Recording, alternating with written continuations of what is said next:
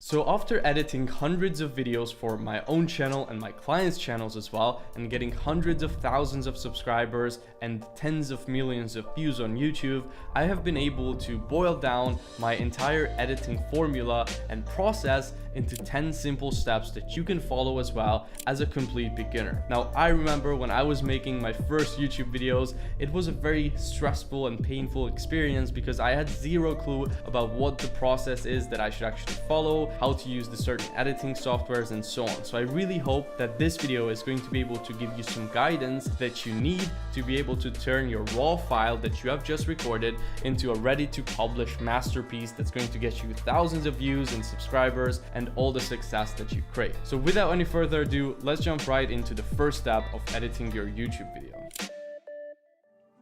So step number one is organization. So what you want to do after you got your raw files from your camera or your phone is to actually create a folder on your computer. I usually like to name it the name of the video and also the date that it was recorded on. And then within that folder, you want to create more subfolders which are going to contain all your files. This is important so that if you ever need to access the project again, you will have all your files in one place, and it's just a very good habit as well to stay organized.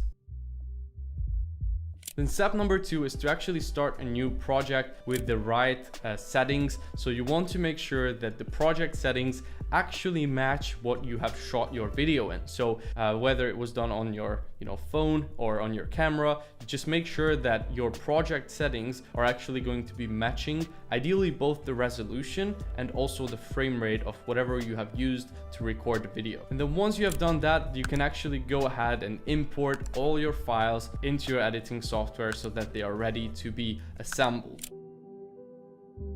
Now, step number three is putting everything that you have onto your timeline and then cutting out all the fluff. This is very important that you are very critical with what you leave in the video and what you don't, because a good editor is not necessarily someone who knows, all the most fancy effects and all of that stuff. It's someone who knows what to keep in the video and what can be left out. You want to make sure that, again, anything that you are repeating too many times or that can be boring to the viewer are ideally cut out, and try to get down the length of the video to as little as possible while still getting all the information or entertainment across to the viewer.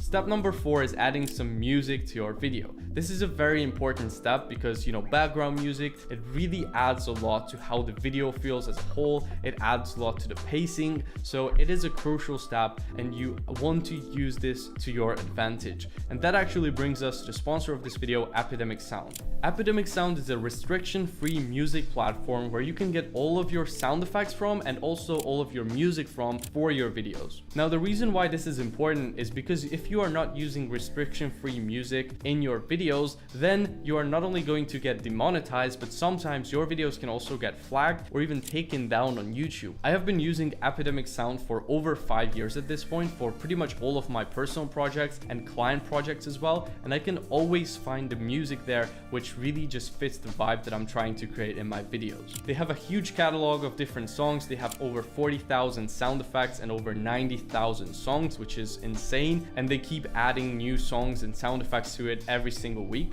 It's neatly organized into different playlists and folders, and you can also use their advanced search options. They also have an AI feature now, which is in their Premiere Pro plugin, which can literally analyze your clip and give you song suggestions based on that. So they have a really amazing software and platform, and if you want to, you can actually try it out for a 7-day free trial in the description below. So again, thank you Epidemics for sponsoring this video, and let's get back into it. Now, a couple things to keep in mind when it comes to using music in your videos is you want to make sure that it is not too loud. One of the most distracting things can be if your song is just super loud and it's overpowering your voice, and also try to avoid songs with vocals in it, because that can also be distracting if you're talking to the camera and the viewer can also hear some singing in the background. Now, step number 5 is adding supplemental elements to your videos. So this can be things like B-roll to kind of show the thing that you are talking about on the screen. And you can get these from different royalty-free stock footage websites or even YouTube. You can also use texts to explain what you are doing better, right? So you can pop up little text effects here and there.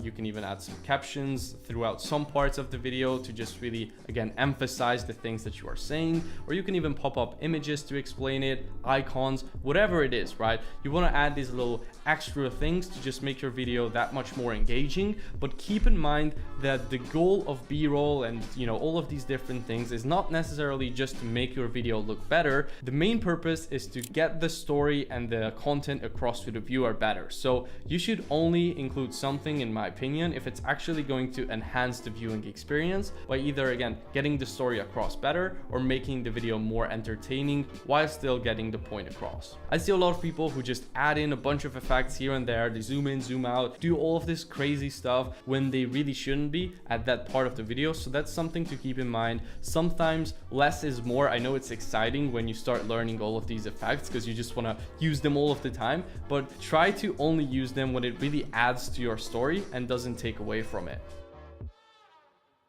Step number 6 is adding sound effects to your video. Now, the reason why this is so important is because if you already added some B-roll clips to your video, some text pop-ups, maybe some transitions even, or different effects, if you add some sound effects to go with it, it's going to make your video just feel that much more rich and more alive, right? So if you know, let's say I pop up a B-roll clip right now of a fireplace, you know, that if you just look at it, yeah, you can get the point. I'm talking about fireplace, but if I add some sound effects to it as well now, you can feel how much more alive that feels. Make sure that you are using sound effects. And again, you can use Epidemic Sound like I've been using, and they have an incredible library of sound effects. Then step number 7 is color correcting and color grading. Color correcting is when you just really get your video to look like how it should in terms of its exposure, contrast, and all of that.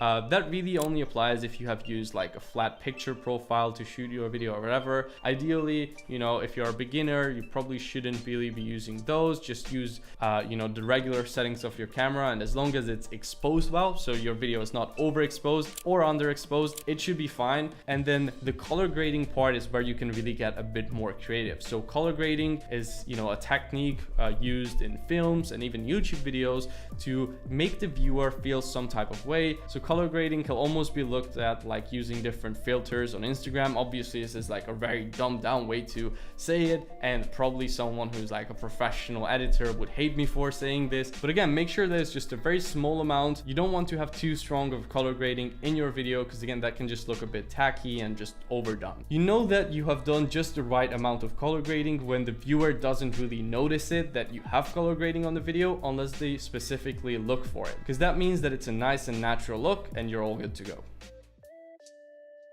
Then step number 8 is watching your video back and looking for any mistakes. Now, this is a crucial part as well. There's nothing more embarrassing than uploading a video and then later on realizing that you have left in a bunch of mistakes, maybe some offline media screens, maybe you left in some mistakes you forgot to cut out, because again, it can be very embarrassing and just ruin an overall professional video. Then step number 9 is go through a pre-exporting checklist. Now, I'm going to leave a pre-exporting checklist for you in the description of this video. So basically with that, you are going to be able to just look at some of the most common mistakes that beginner editors make and kind of like check them off, make sure you haven't made any of those in your video, just so you can be, you know, rest assured that your video is destined to do as well as it can possibly do. And then step number 10 is actually exporting your project. So this is also an important part. You want to make sure you're using the right formatting for your exports, you're using the right resolution and the right frame rate. So I've already covered this in a previous video of mine, so I'm going to leave that in the description of this video. You can also find a bunch of tutorials on how to export your videos in whatever editing software that you're using personally. So that shouldn't really be that hard to figure out, but it's something you still want to pay attention to. So that's it. These are the 10 steps I go through to edit my YouTube videos and edit videos for my clients as well. So just to recap everything: first, organization; second, starting a new project and importing all the footage in there; third, adding it to the timeline, cutting out all sort of mistakes, pauses, just trimming the fat. Step number 4, adding music to the video. Step number 5, adding any supplemental elements to your video to tell your story better. Step number 6, adding sound effects to your video. Step number 7, color grading and color correcting if needed. Step number 8,